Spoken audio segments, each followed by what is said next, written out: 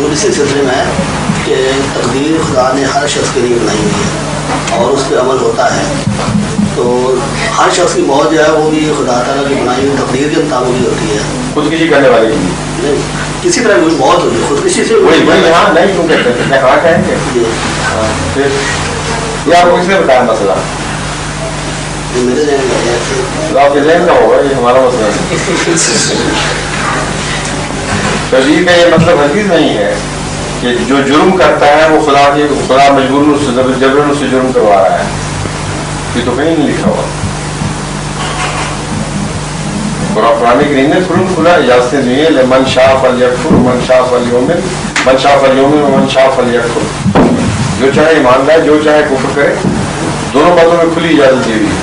اس کا مطلب ہے نیکی کا اجر نیکی کرنے والے کو ملے گا کیونکہ اس نے کیا ہے. مقدم اس معنی میں نہیں سب سے لیے کہ وہ ضرور کرے.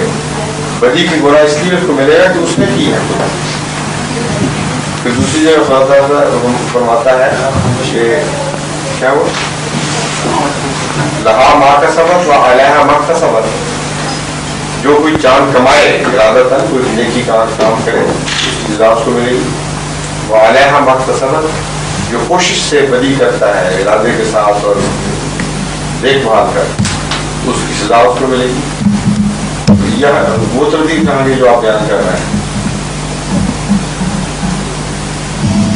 اپنے ہر اس فعل کا انسان ذمہ دار ہے جو ہوش و حواس میں کرتا ہے. اگر وہ نیک کام ہے تب بھی بد کام ہے تب بھی.